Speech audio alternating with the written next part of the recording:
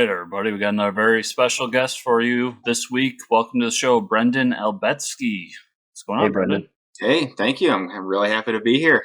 Yeah, I'm glad to have you here. Glad that we got to read all glorious, 40 plus 50 pages of the comic you got going on.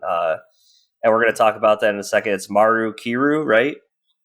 First try. Good work. Yeah, all right. Maru Kiru, Destroy the Moon, which is, who else doesn't want to read a story about this barbarian that wants to destroy the moon? What else do you need to know? Right? Yeah, that was. It's kind of funny. That's the comic kind of came up from me giving that pitch to somebody. I was working on a project over the pandemic called Ice Cream Social with Scott Madrinsky. Okay. Whose name I hope I pronounced right. I've never actually said it out loud. But one of the questions he asked is, what are you coming up with next? And I've been kicking around an idea of a fantasy thing for a while, but I just kind of said, I want to make a comic about barbarians who won't blow up the moon. And he says, that sounds fantastic. I said, cool, that's what we're going to do then. And that's what I started writing. and that's where it goes. And then the glorious fantasy world became real. That's so cool, man. And so, all our first time guests, we do the origin story. So give us the rundown of where it all began for you. As far as I know, you do graphic design, right? But have you always been a comic book fan, all that jazz? Yeah, off and on. I've got a weird kind of upbringing into it. When I started out as being a really full of himself writer, and I wanted to. It's I'm gonna do. I was gonna be a novelist when I was in college, and I was really into Alan Moore and Watchmen. Vendetta and really heavy stuff, Grant Morrison. And I'm still into Grant Morrison. I'm on a Grant Morrison podcast, so that didn't go away. But nice. But when I was in college and I started to realize I didn't enjoy writing as much as I told everybody I did. I got a job doing comics for the UConn Daily Campus. And then I became the comics editor at the UConn Daily Campus. And kind of from there, I was working with a couple of friends who were doing art for me, and I was writing, little comic strips, and they would do art for me. And I really wanted to start getting into longer form stuff. And I kind of scripted out this arc for this huge space opera comic that I wanted to do. And I had a friend who I kind of bullied into doing the art for me. And we got to a point where it was all right, time to start drawing. And she was just like, I just don't think I'm as into this as you are. And I think I don't think I can do this for you. Yeah. And I was really pissed off at the time. But, the more time between then and now, this was 10, 12 years ago. It's I wouldn't have wanted to work with me either. But that was really the point where I was just well, screw artists. I'm going to draw myself. I'd never drawn anything before. And I was this is easy. I can do this myself. And here we are 10 years later, and still trying to figure it out. So it took a long time, but it really helped me discover, a lot about myself and about what I enjoyed doing. And art is really kind of my preferred medium of expression now.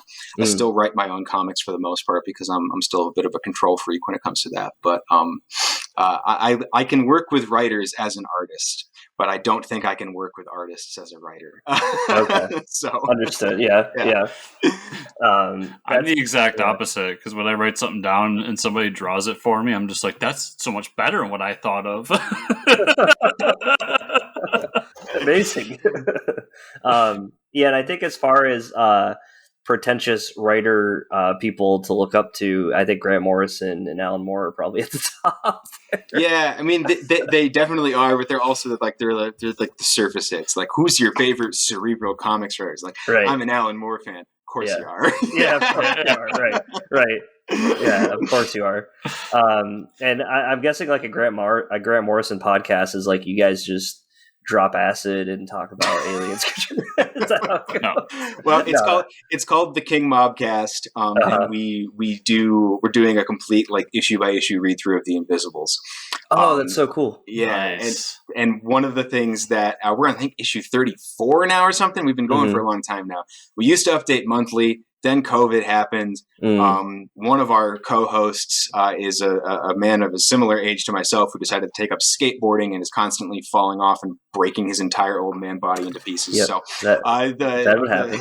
Yep. The update schedule's been a little bit lax of late, but we are still doing it. And that's one of the comments we got all the time, like frequently in the podcast, is like, you guys dropping acid, right? We're like, no, we are not. You really need to fully understand what Morrison is thinking right now. We had a listener who was really, really angry at us because we didn't want to do acid. And they're like, you need to start dropping acid and you need to pick a side in this war. And we're like, dude, walk it back a little bit. Yeah. Let's chill. Yeah. Did you ever read the novel that he wrote? That was, I think it was what the hell was it called? The Super Gods one? Super Gods. Yeah, where he talks about a lot of that shit. Mm-hmm. Yeah. And the famous story of meeting Superman. Yeah. Very, very, very strange. It's really funny because we've actually Zach Zemantic, who is another fantastic artist and draws the Anonymous Cubed comics. I don't know if you ever heard of those, but they're really good. But Grant Morrison actually follows Zach on Twitter, and I'm very jealous. Yeah, that's a pretty big deal. I don't know how he got that to happen, and Grant's never said anything to any of us. We're like kind of think maybe he's aware of what we do, but probably doesn't really care. Oh, he's aware. Yeah. But one of like Phil Jimenez has listened to the show. We know that. Oh, that's cool. That's cool. Yeah. But yeah, it's kind of it's the little podcast that could. We do it for free. We just do it because we love it, and it's really not what I'm here to talk about today, I guess. But I can't. Started talking about that. Go. Wait, King Bobcast, check it out. You brought up Grant Morrison. We're going to talk about it. Yeah. You should dedicate an entire episode to Codpiece. It's not Grant Morrison, but still, you should do that. It takes place after the Grant Morrison run of Doom Patrol. I'm into it. I'll do it. Yeah. But back to Maru Kiru, right? Did I got it right again? You did, yeah. I like forget how to say it, and then I say it, and I'm like, okay, that works. Let's talk about this character. So you took the idea of destroying the moon, and then you went a little further with it, with this developing this world of magic, like magic users, and one magic user that creates these wands for his servants and stuff. So give us a little insight on what is this world. And so the world is called Tolth, and it's really kind of an old school sword and sorcery kind of world, and the idea being that we're kind of after peak of what this civilization was. At the height of the civilization 1,000 years ago, there were 7 sorcerer kings, and they all had these fancy wands that let them dole out magic as they saw fit. And then there was the big war, and Golusar, who is the god who sits astride the moon, stole all the magic, killed all the sorcerer kings, put all the magic into the moon, and now he's got all the power. And he gives it out as he sees fit. And he's got his high priest Manitatis, who's the guy with the big horned helmet in the first issue, who kind of is his representative on Tolth, and meets out justice. And he's a big, loud, boisterous fellow, and a real bad dude, as we'll come to find out. We haven't really gotten that far yet, but I have some fun things planned for him in the coming issues. So, and not to spoil too much here, but there's a part in the book where the main barbarian character there's an attempt to like assassinate the man on the moon, and I can't remember his name. Manitatis is that he sits on top of the mountain. Yeah. And but he sends he has assassins or minions that he can send to do his bidding, right? And I thought that part was really cool to see, oh shit, that's one of his knights or his servants, that he gives a little bit of magic to or whatever. But I think that's awesome. Just having almost sending bounty hunters after her or something like that. I think that idea is really cool. Yeah. And I'm excited to do a lot more of those types of characters. In number 2 / chapter 4.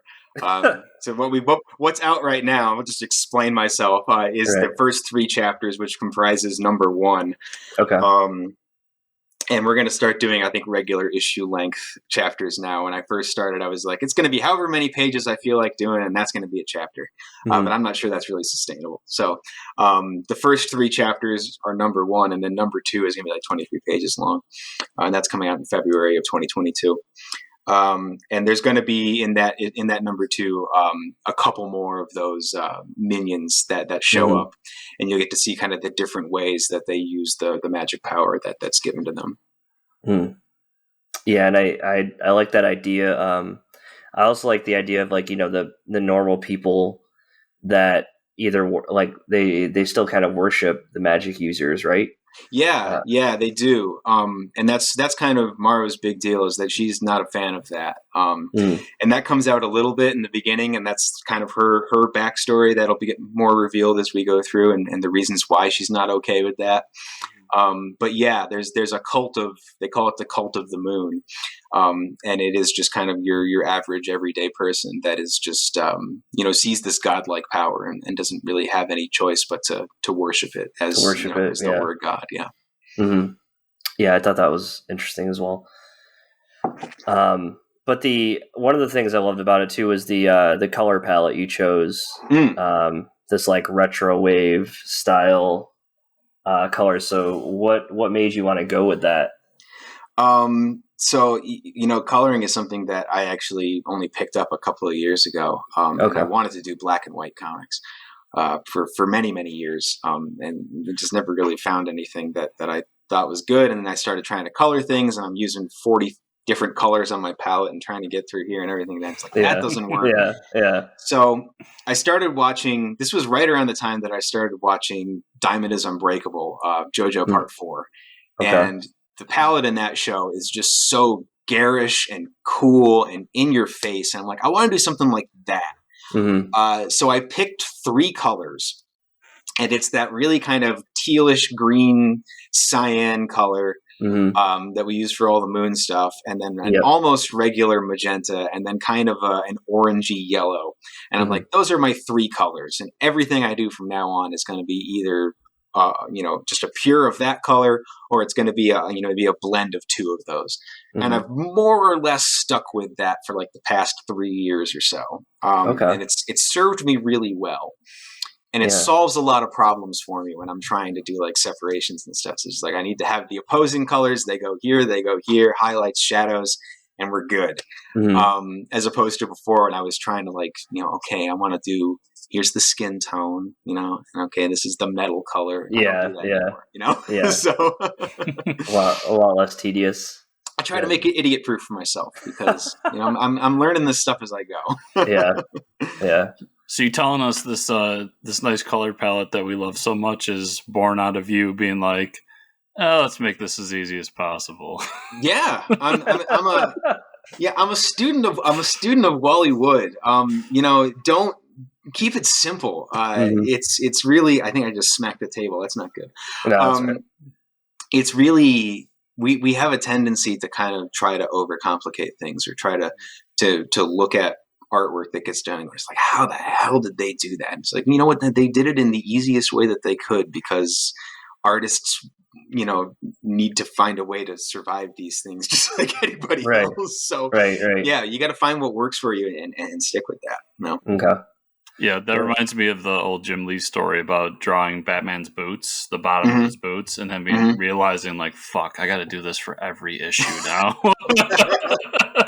It has to happen every issue just like that. I think the color itself lends it to more of a, it's a fantasy book, but it almost adds another layer to it. There's a difference between like reading like a Conan book as opposed to this. I don't know what it is. I don't know if it changes the tone or something. It almost makes it like a futuristic fantasy style. I don't really know what it is, but it definitely adds a little more to the book. The robots factor into that too. Yeah, that too. Yeah, right. Yeah. Conan's all earth tones, and we're not doing that here. And I love Conan, but I'd be stupid if I tried to trick people into thinking that Conan wasn't an influence on what's going on here. But, It does kind of give a different, almost a space opera, 70s sci-fi kind of tone to it. Right. That I really like. That's kind of the stuff that I enjoy. I like a lot of like the retro 70s and 80s D&D stuff. Crawl was a favorite movie of mine.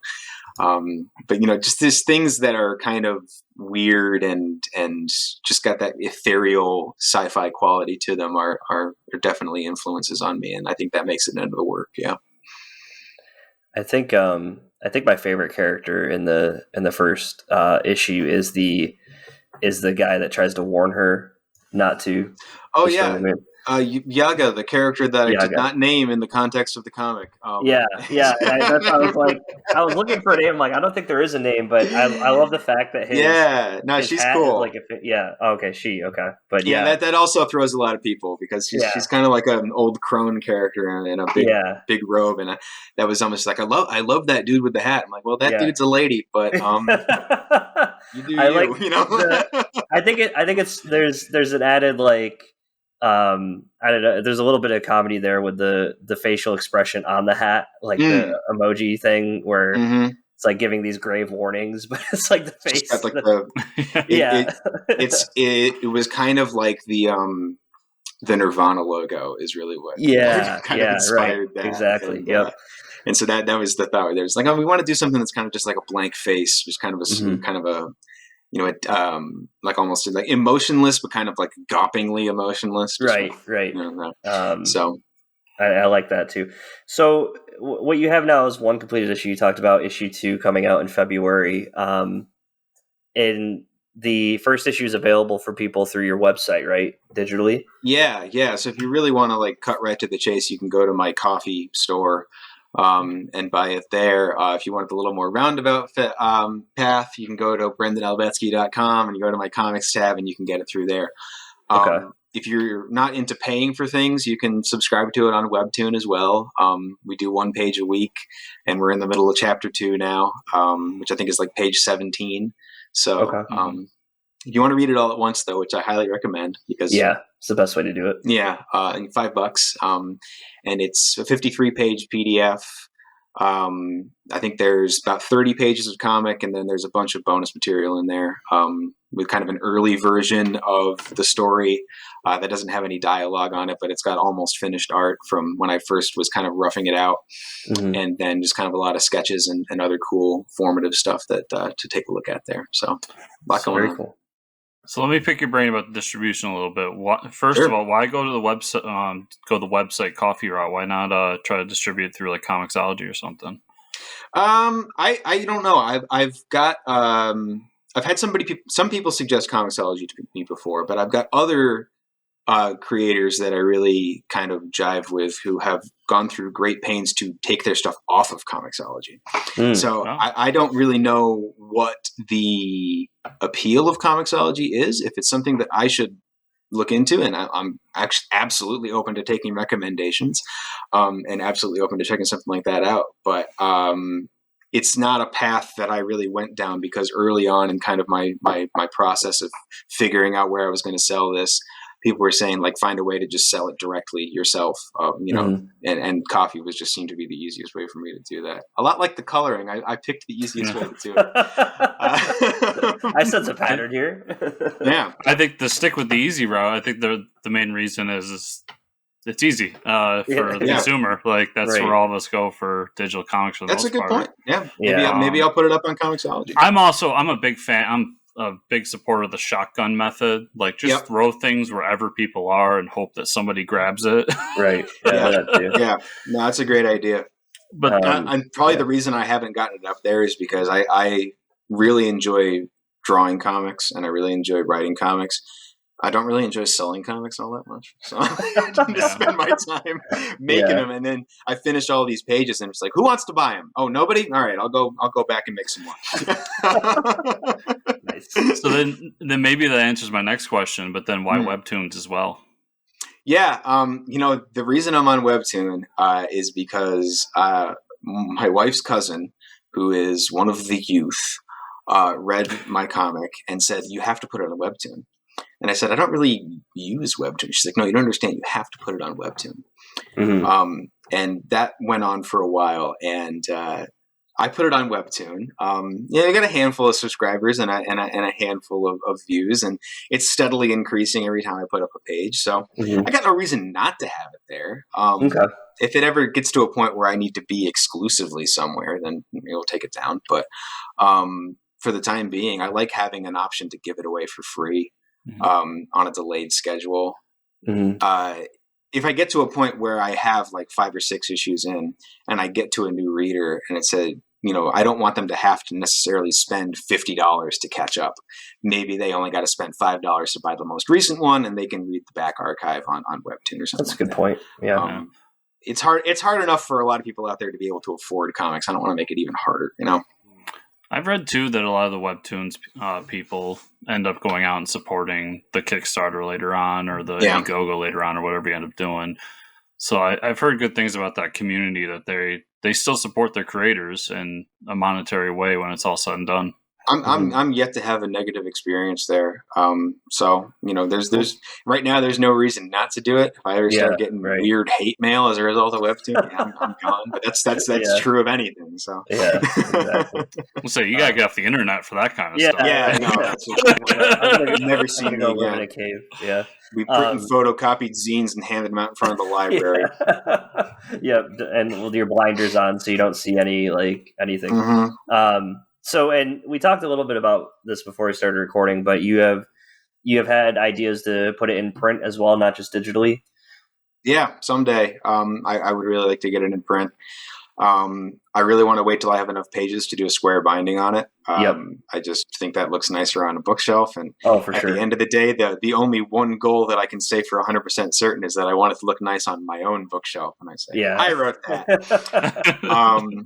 So that's what I want to wait for. So when we get to like 80 pages or so, we'll probably run a Kickstarter and get a print run going. Awesome. Yeah, we'll be there for it for sure. And anywhere we can send our listeners, viewers to follow you on any updates you can give us. I'm on Twitter and I'm on Instagram. My handle is Held Breakfast, because that was what my comic used to be called way back in the day, and I never changed it. So it's HELLTO and then breakfast. I'm not going to spell breakfast on here. But I'm that on Twitter and Instagram, and then my website is brendanalbetski.com. That's where I put all of my portfolio and my commission information and my comics. There's a couple of different comics up there that you can check out. Maru is obviously kind of my brainchild and the thing that I hold closest, but I also work on a comic called Techno Crappers with Canadian-based writer Hank Pattison, which is about robots trying to buy drugs. Awesome. So if you're looking for kind of a weird comic, when we started working on it together, I said, I want you to make all the dialogue like it was written in Russian and then poorly translated into English. Amazing. So that's it's a really weird kind of quirky comic, but that's fun. And I'm going to be in an anthology coming out soon, hopefully in 2021, with a kind of an offshoot Maru story. So that's not going to be something that anybody will have read previously. So kind of keep your eye out for that. That's called Tales from Afar, that anthology. They've already had one issue come out, but I wasn't in it. I'm only in the second. So. Okay, cool. Awesome. We'll keep our eyes peeled for that for sure. Thank you. Yeah. And everybody out there, I'll have those links in the show notes down below to Brendan's website and the Webtoons as well, so you can check the book out. Brendan, thanks so much for being on the show, man. Yeah, thank you for having me. This was great. Yeah. Have to be back in February to push chapter 2, right? Hell yeah. No, for sure. Come on back. Yeah. Let's book it now. Yeah, we'll book it up. Now we really got to finish it. Oh, God. Yeah. Now we have a deadline for it. Amazing.